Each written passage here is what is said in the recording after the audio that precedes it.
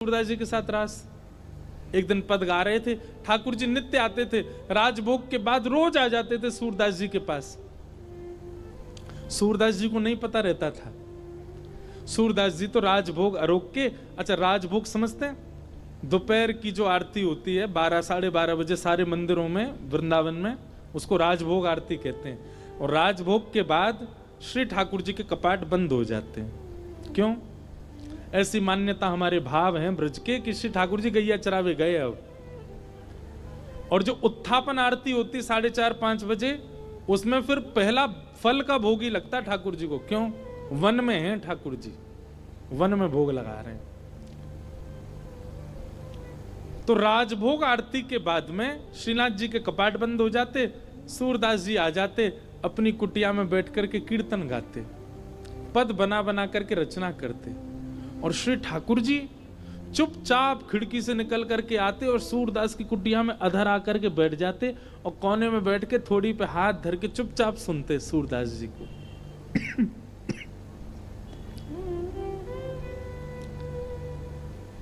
एक दिन ठाकुर जी जा रहे थे राजभोग आरती के बाद, इतने में श्री जी आ गई।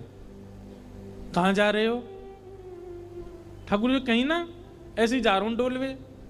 नहीं नहीं सांची बताओ कहां जा रहे हो?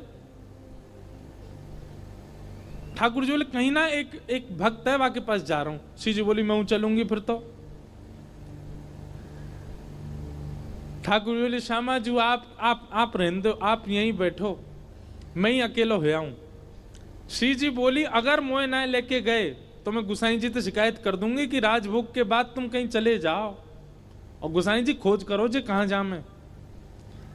ठाकुर जी बोले श्री जी आपके चरणों में प्रणाम करूं, आप मेरे संग चल दो, पर गुसाई जी तो शिकायत मत करियो मेरी, लेकिन एक बात को वचन दो। मैं बोल कहा उत्थापन आरती तो पहले आमेंगे हम दोनों वापस, मां रुकवे की मत करियो बात। आप बड़ी भोरी हो, बड़ी सहज हो, और वैष्णव चाहे कितनों दीनहीन हो, कितनों भाववार हो, वहां पे कृपा करवे की मत सोच लियो।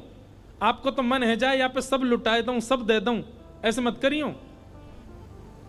चुपचाप जानो, चुपचाप आनो है, और मैं इशारा कर दूं तुरंत उठ के आ जाइयो।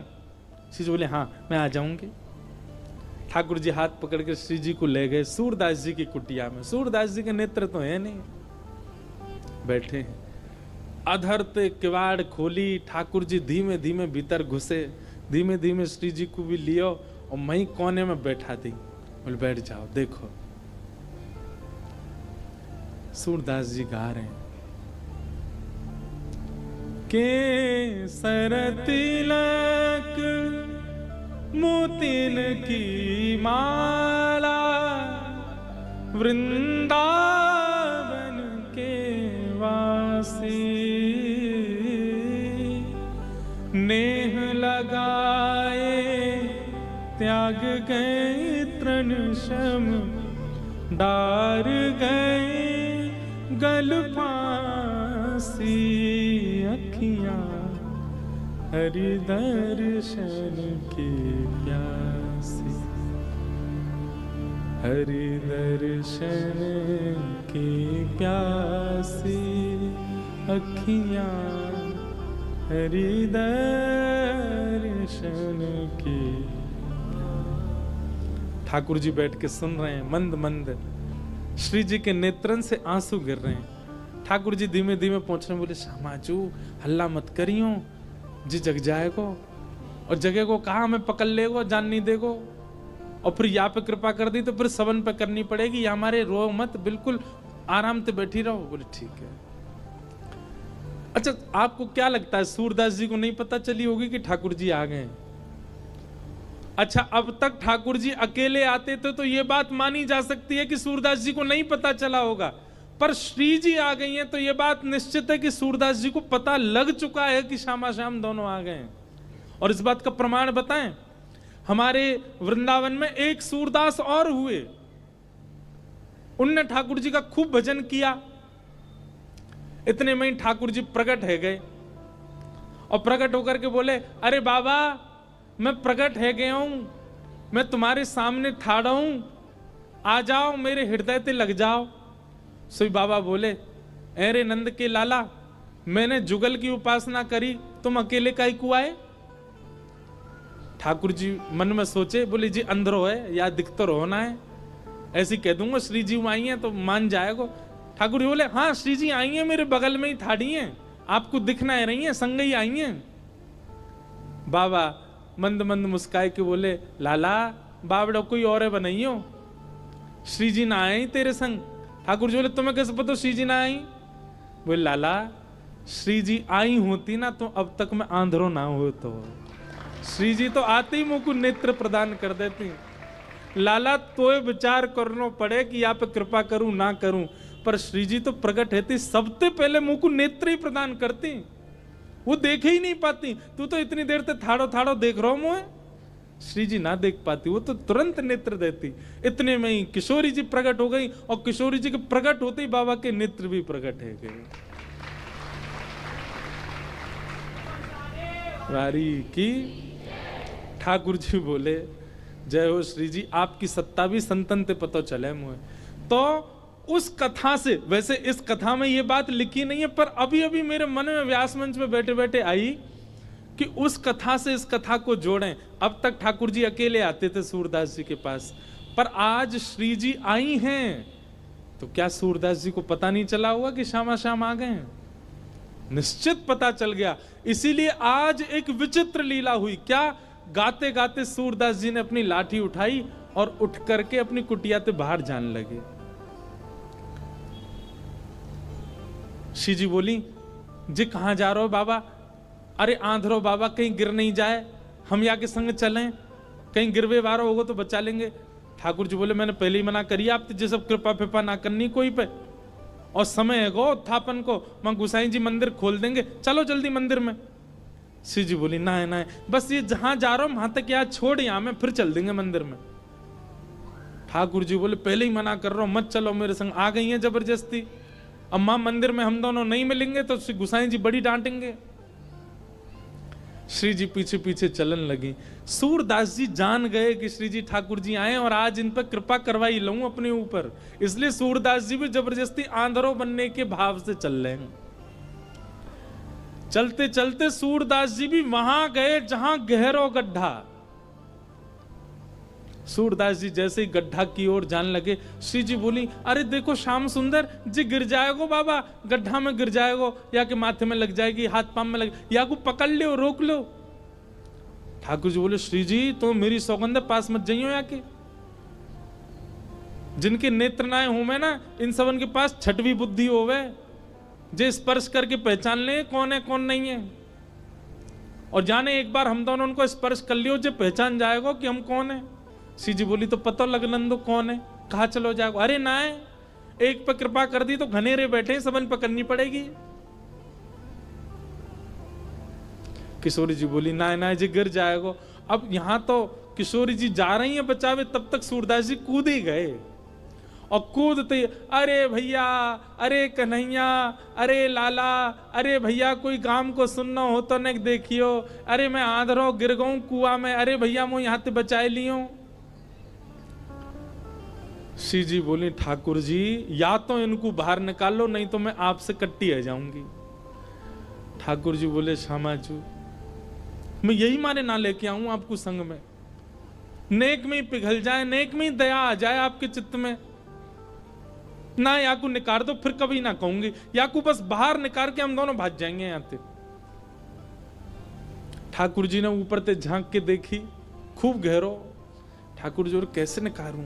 श्री जी बोली एक तरीका है ना, आप अपनी कारी कमरी निकारो, मैं अपनी चुनरी निकारूं, दोनों में गुर्र गांठ बांध दो और बाकू नीचे पधरा दो, बाबा तो कह रहे पकड़ ले, पकड़ के हम यहाँ बाहर निकाल लेंगे। ठाकुर जी बोले ठीक है लाओ।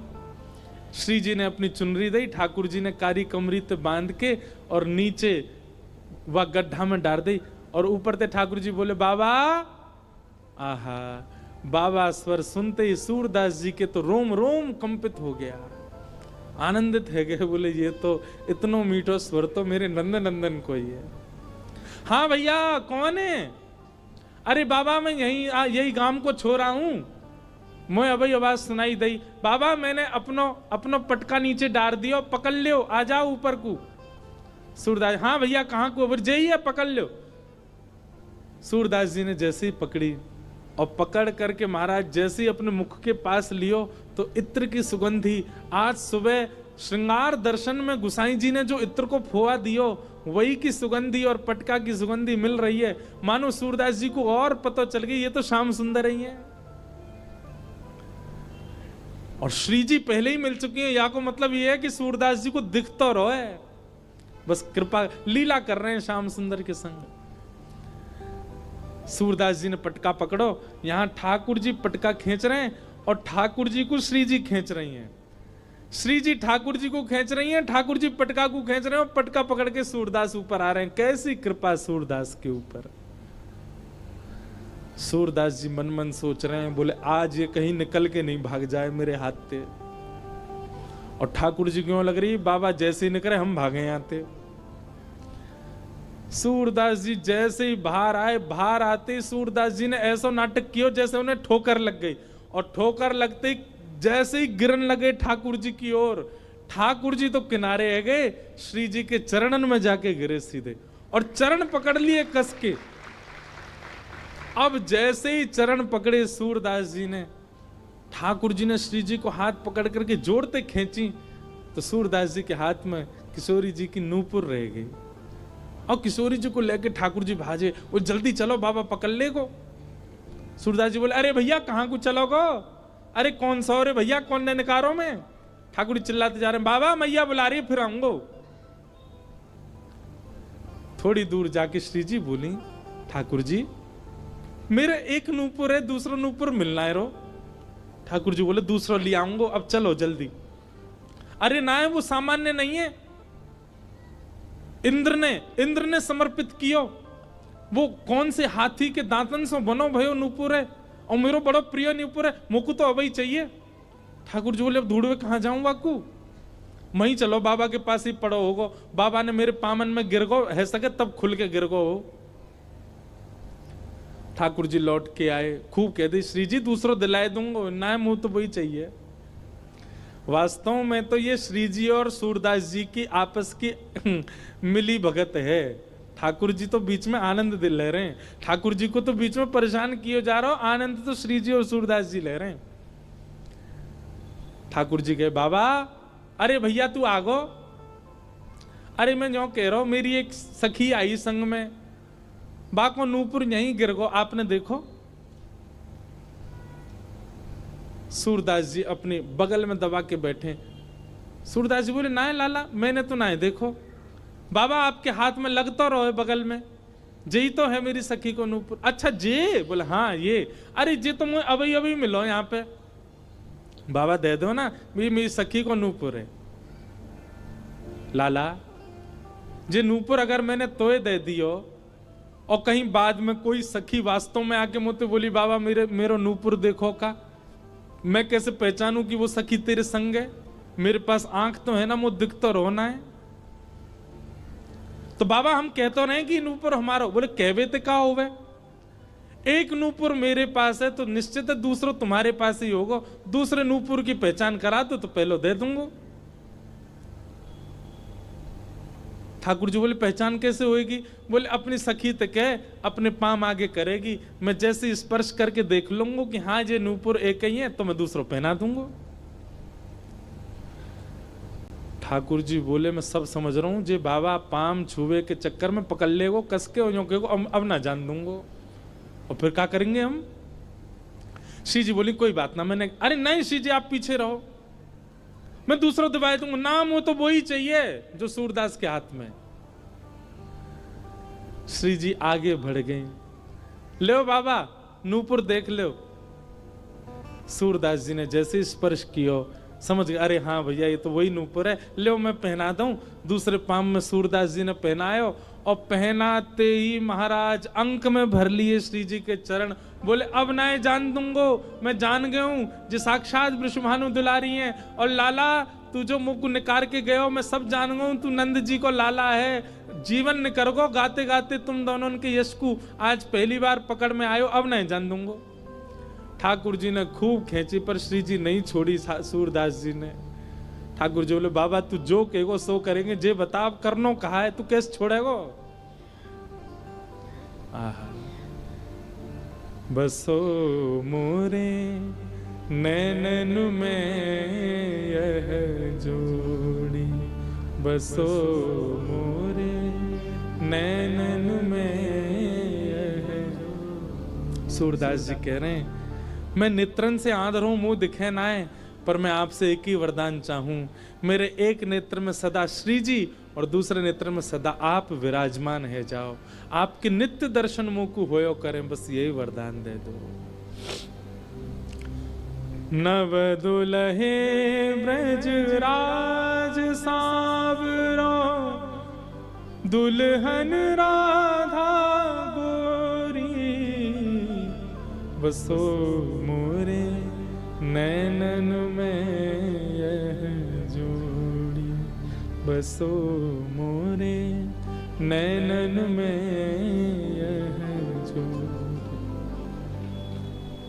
प्रिया प्रियतम दोनों ने युगल रूप में खड़े है करके सूरदास जी के नेत्रन पे हाथ धर दिए और कही सूरदास खोल के देखो। आज सूरदास जी ने पहली बार नेत्र खोले और श्यामा श्याम के युगल प्रत्यक्ष दर्शन उनको है गए। रोम रोम को दर्शन कियो, एक एक अंग को दर्शन कियो, घूम घूम के परिक्रमा लगाई दोनों की और फिर दोनों से प्रार्थना करिए बस एक वरदान दे दो। कहा मुझे फिर से अंधो बना दो, अब आप दोनों दिख गए, अब दुनिया में और कोई को नहीं देखना है। ये जो सूरदास जी के साथ घटना हुई ये क्या है? ये रास है। सूरदास जी जब तक पद गा रहे हैं, जब तक पद बना रहे हैं, निर्माण कर रहे हैं, वो सब रस है, पर उनके रस से प्रसन्न होकर के जब ठाकुर जी कृपा करने उनके पास आ गए, यही रास है। हम सब रस में व्यवस्थित हैं, हम सबकी स्थिति अभी रस में है, पर हमारा रस रास में परिवर्तित होना चाहिए और उसके लिए रस को सुंदर बनाना पड़ेगा। रस इतना सुंदर कर लो। देखो मैं एक बात कहूं भैया, हम सब गुल्ला हैं, भक्ति को रस जादना हमारे भीतर भर गयो, हम कहा बन जाएंगे? रसगुल्ला। और जादना रसगुल्ला बन गए भाई जना ठाकुर जी हमारा भोग लगाए लेंगे। हम सब गुल्ला हैं, बस रस की कमी है। ये भक्ति को रस, ये भाव को रस, ये प्रेम को रस अपने अंदर जितनो है सके भर लो, या गुल्ला को रस से युक्त कर लो। जादना ये रसगुल्ला बन गए, ठाकुर जी आकर के भोग लगाएंगे और वही भोग की प्रक्रिया ही रास है। गोपियां कहती हैं मैवं विभोर हति भवान गदितुम नृशंसम संत्यज्य सर्व विषयां स्तव पाद मूलम भक्ता भजस्व दुर्वग्रहमात्यजास्मान देवो यथादि पुरुषो भजते मुमुक्षु।